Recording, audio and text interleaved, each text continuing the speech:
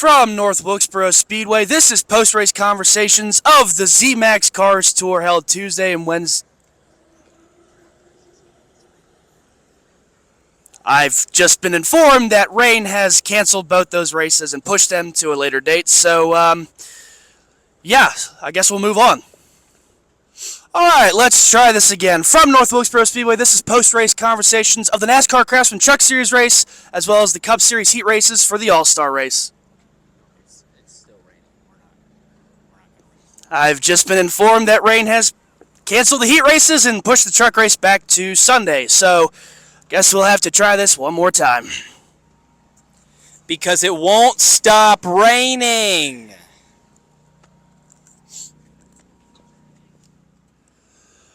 Alright, one more time from North Wilkesboro Speedway. I'm Anthony Damcott. This is Chase Folsom. This is North Wilkesboro Speedway, and you are watching post-race conversations here with Frontstretch. Chase, I want to talk about the Cars Tour first. We've been here all week since Tuesday, trying to get some form of racing in, starting with the Z-Max Cars Tour. For those of you who don't know, Chase covers the Cars Tour, so he was looking forward to this race. The Super Bowl of the Cars Tour, essentially. Big payday, big entry list. Chase, how disappointing is it to not be able to be racing here at this historic track? Yeah, it's really unfortunate because there's a lot of people that look forward to this event. There's a lot of special names on the entry list. You had Sammy Smith, you had Josh Berry, Chase Purdy was here, Corey Heim was driving a pro late model. So I've said before that if the Martinsville 300, which is unsanctioned, is the Daytona 500 for late model stock car racing, then this race is the Southern 500 because it's equally as big a deal.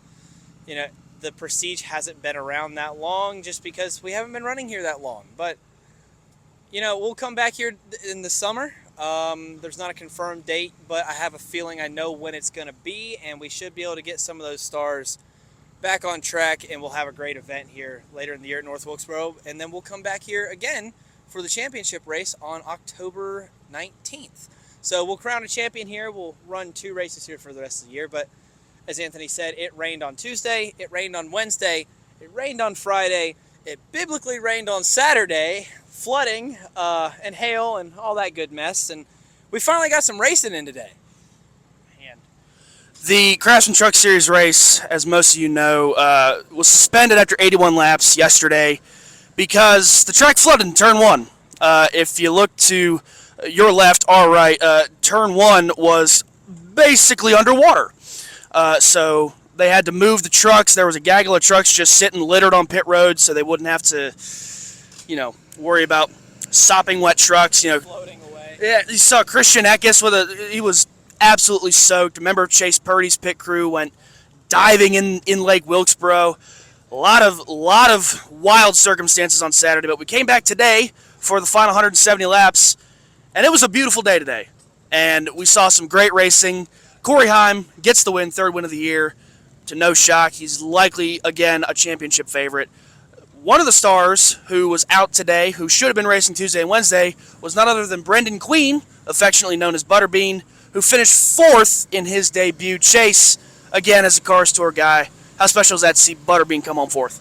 It's awesome, and, you know, being in the Cars Tour pit area every week, there's a small feeling of pride to see guys like him and Carson Quapple be able to make their name in this sport now with a new platform they've been given with the new ownership group of the Cars Tour. And he didn't make it easy on himself. They started at the back because of the lack of qualifying, and he made it up to 6th. And before he even got to restart 6th, he had a speeding penalty. First time ever doing a live pit stop, so you can't really blame him too much. Went to the back and drove back to the front. Had some contact with Christian Eckes. They traded hand gestures a couple times. And at the end, they were 2 and 3 wide for laps on end. Him, Grant Enfinger, Lane Riggs, Sammy Smith, Christian Eckes, they were all battling it out as Corey Heim drove off into the North Wilkesboro win. So it was cool to see Butterbean up there. Lane Riggs as well, another late model stock car guy. All the short track guys showed out today. But Corey Heim definitely stole the show for sure. I want to go back to Butterbean for just a second. If you could have been here when he climbed out of the truck, the crowd went nuts for him.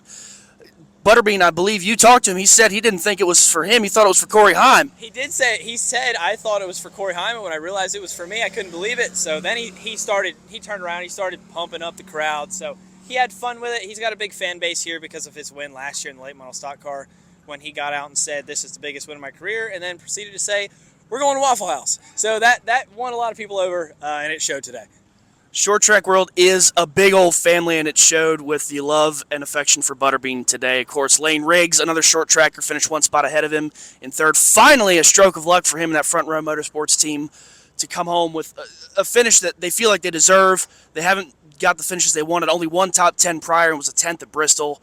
Really good for that team. But Chase, one of the big things that we saw today, really in the truck race and the cup race at some points, the track was really wide today. We saw a bunch of multi-groove racing. Tyler Ankrum actually told me that it was a comfortable 3-wide track, and that's not something you hear for a short track. So, you know, does this feel like a repave that NASCAR maybe actually got right? I think it does. And, you know, they had to patch the track on Friday, and a lot of people jumped on Marcus Smith and SMI and was like, oh, see, they did a cheap repave. Well, then we finally got to see cars and trucks on track today, and the track widened out into 3 grooves. Yeah, find me another repave that in race 1, year 1, lap 1, not lap 1, about lap 50, we're running capable of 3 wide. They were running the wall in the cup race, and they were pretty close to that in the truck race as well, and especially the trucks with the smaller tires, you know, they were able to run the bottom, run the top, and it was all pretty equal. It was just about where your truck was the best. So that is awesome to see because the track is only going to age and get better. And with the progressive banking, the top should, especially in turns 1 and 2, will be a viable option for a very long time. I don't think we'll see it get to the point that it was last year. I don't think SMI will let it go that far again. So we don't have to worry about that. But this track is definitely going to age like fine wine. Yeah, this track, NASCAR did get the repave right. I mean, you look at tracks like Kentucky Speedway, Texas Motor Speedway, even Atlanta, in at least the early stages, you know, there was complete reconfigurations and repaves of those tracks, and we saw okay racing, I guess. I guess fans wanted a little better. They wanted something like we saw today and tonight. Speaking of tonight, we ran the All-Star Open and the race. From the Open, you had Ty Gibbs win the race. He transferred through, as well as Bubba Wallace. Noah Gragson, second year in a row, winning the fan vote this time, driving the number 10. Chase, the Open was something that we hadn't seen. Ty Gibbs had a really fast car, and you had told me prior to the race that if he could get track position, he could be fast because he went wire to wire in the Open, leading all 100 laps. He did, and there was points in the final 100-lap segment, or final 50-lap segment, excuse me. I was standing on the back straightaway, and he was lifting before the backstretch gate. He was on complete cruise control with no worry at all about Bubba Wallace out back, and Bubba was caught up with Josh Berry trying to stay ahead of him. And he never did get that track position tonight, but he was fastest in practice for the little bit of on-track time they did get on Friday. I seriously think Ty Gibbs may have had the best car here this weekend and just never got to show it. And we were talking before the race, Ty Gibbs is just at that weird point in his career where he's new to the Cup Series, so he doesn't have a win to his name to get him in the All-Star race, and he happened to miss the playoffs last year as a rookie, but he's undoubtedly one of the best cars in the field this year, and he just so happened to find himself in the All-Star Open, unfortunately, because he hasn't found victory lane. So that may be the last time we see Ty Gibbs in the All-Star Open ever, so take a picture, savor the moment if you want to. Because it may never happen again because he's bound to find victory lane very soon. Then he won't have to worry about it anymore. That's very true. I believe Ty Gibbs will also find victory lane at some point this season. He is so close. Not as close as some other guys, but he definitely is on track to win a race this year. I'd be shocked if he doesn't. Moving on to the All-Star race. Man, Chase, we had a bit of a show. Started on lap 2 when Ricky Stenhouse got sent into the turn 2 wall courtesy of KFB Kyle Busch. And Stenhouse wasn't too happy with that. You spoke to Stenhouse in the care center, and he definitely wasn't too happy. He parked his car in the 8's pit stall, left it, went and told the crew chief of the 8 to he's gonna see Kyle after the race. And how did he say he was gonna handle that? So we asked him about parking the car in the pit box, and his response was, "Well, I figured I'd do it since I think that's something Kyle would do." Which is probably true. He has before. So that's accurate. And then we asked him how he was going to handle the situation, and he said, I guess you'll have to wait and see. And we waited, and we saw, and that was probably the most exciting thing that happened here all night. We'll get back to it in a second because the race itself, Joey Logano went basically wire to wire. The stat sheet may say he didn't lead all 200 laps, but he was never cleared for the lead, so he basically did. There at the end, Denny Hamlin thought he might have had a little something for him, and Kyle Larson was coming on fresh tires, but ultimately the 22 was the class of the field. Speaking of Kyle Larson, man, what a busy month for him. He flew in today after qualifying in 5th for the Indianapolis 500 next week. He came in today, no laps in the car, no laps on the option tire. All that was courtesy of Kevin Harvick. He comes out.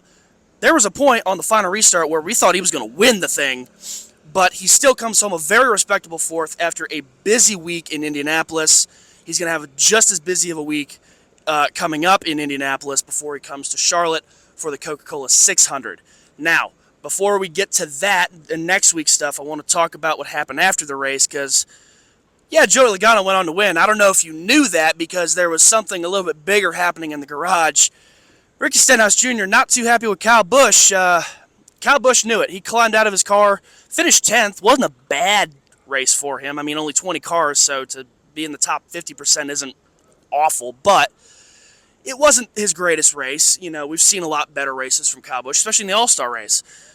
He walked out. He immediately marched down pit road into the garage where one Ricky Stenhouse Jr. was waiting for him, and I'm sure it's been circulated several times, the videos. There was a conversation. It seemed pretty civil at first, and then Ricky Stenhouse, right hook, right into Kyle Busch, and it was on from there. Chase, I liken this to Phoenix 2012, where the crews just, between Jeff Gordon and Clint Boyer, just went haywire on each other. Would you agree with that assessment? Oh, yeah. From the pictures, videos we've seen, Ricky Stenhouse was standing there like your mom when you come home after your curfew. He was waiting. He was waiting by the door. Kyle Busch knew it, and they got there, and Ricky kind of set him up and faked left a little bit and gave him a clean right hook, and from there the brawl was on. Somehow, poor Davey Siegel ended up underneath Kyle Busch in a stack of tires. Bob Pockris was in the mess as well. Thankfully, Anthony stayed out of harm's way. Everyone is okay, by the way. We're all fine. Davey is fine. He's a little beaten up, but he's all good. So is Bob. We're all fine. Maybe some of the crew members have a little bit of different assessment, but for the media, we're all good. Yeah, Kyle Busch landed a right hook of his own on Ricky Stenhouse Sr. Before he got thrown over a cable wire of the trailer lift. It was a mess. There was a lot of punches thrown, a lot of people getting dragged at the ground. And it was very much like Phoenix 2012. It's definitely the biggest fight we've seen since. It's not the first time we've seen a fight in the All-Star race because Clint Boyer threw T-Rex punches at Ryan Newman's window net in 2019. But definitely a more exciting fight than that one was. Just had to plug that in there. So, yeah, that was the highlight of the night for sure. Yeah, absolutely. I mean, Chase was, doing his job, trying to get interviews with people. He got a great interview with the media with Kyle Larson. I was in the middle of the frenzy. It was chaotic, and there was, every media member and their mother was back there trying to get an angle of what was going to happen because we all knew when Stenhouse said, "You'll see how I deal with it." When that happened, you knew that Something was going down. Yeah, Fit was going to hit the Shan. So looking ahead to next week, Joey Logano wins the million this week. Big turnaround for Penske, big day for Penske, obviously qualifying, sweeping the front row for the Indianapolis 500. Basically, they're the only thing standing in Kyle Larson's way for the 500 next week. Speaking of the double next week, we're going to the greatest day in motorsports. We have F1 in Monaco, we have the Indianapolis 500, and then we cap it off with the Coke 600. I want to focus on the latter two races. Nothing against F1, but I'd be shocked if Max Verstappen was not in the running for the win. The big deal here is Kyle Larson, right? With Kurt Busch in 2014, he was the last driver to do the double. He didn't quite get all 1,100 miles, but he still finished 6th in the Indy 500, won Rookie of the Race that year. Kyle Larson, for the first time really ever, honestly, at least in the last 20 years, we're looking at a driver who could realistically sweep the double. For you, Chase, is Kyle Larson your pick to win both races, or who? If not, who do you think would win the 500? Who do you think wins the 600? So I'm going to say no. And it's not a knock against Kyle Larson at all, because we all know he's an outstanding race car driver. First of all, the Penske cars in Indianapolis look incredible. I think they're going to be really hard to beat. Personally, my pick is Joseph Newgarden to repeat. I think it's just he's got a chip on his shoulder after the whole St. Pete deal. But Larson, we know there's not a fear factor there. We know the driver talent is there. And we know the adaptability is there. And the racecraft and all that good stuff. The experience is going to be what ultimately decides where Kyle Larson finishes next Sunday. If we have a super hot Indianapolis 500, he's going to be experiencing conditions he's yet to experience on track. Much like what happened to Jimmy Johnson a couple years ago after he was so fast through the whole month of May and then struggled on race day.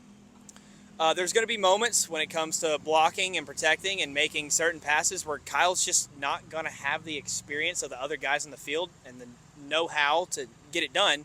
So how well he adapts throughout the race will determine how he does in Indy.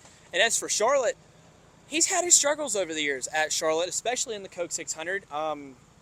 He was in contention for the win the past couple years. Obviously, he won it 3 years ago, dominated that race.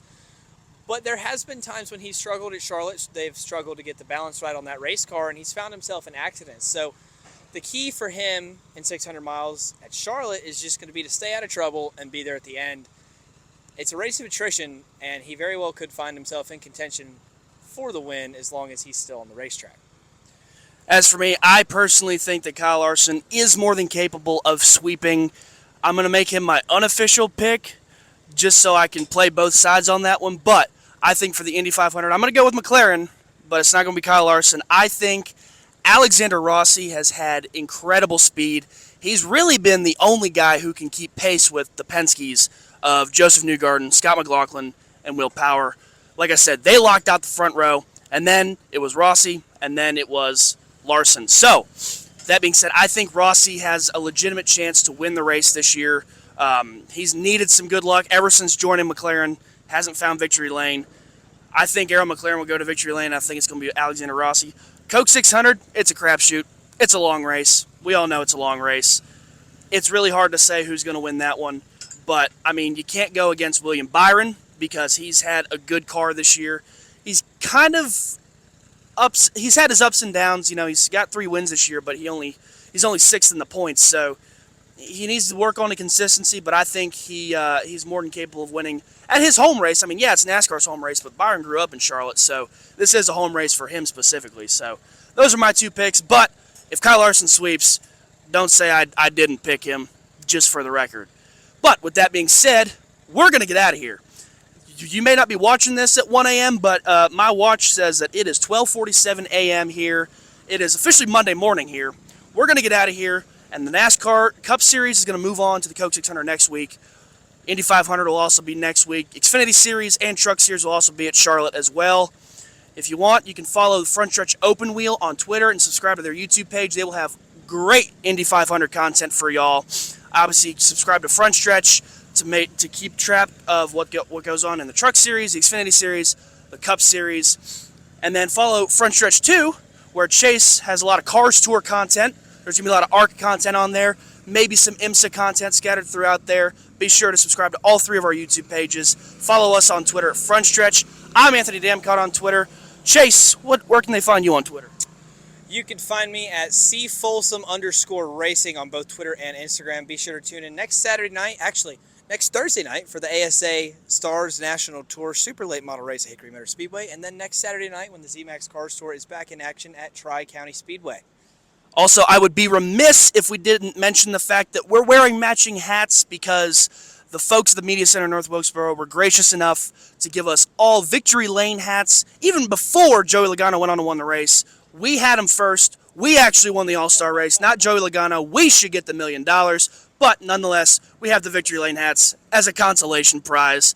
Thank you so much to the North Wilkesboro Speedway and the Media Center for gifting us those hats. We're going to get out of here.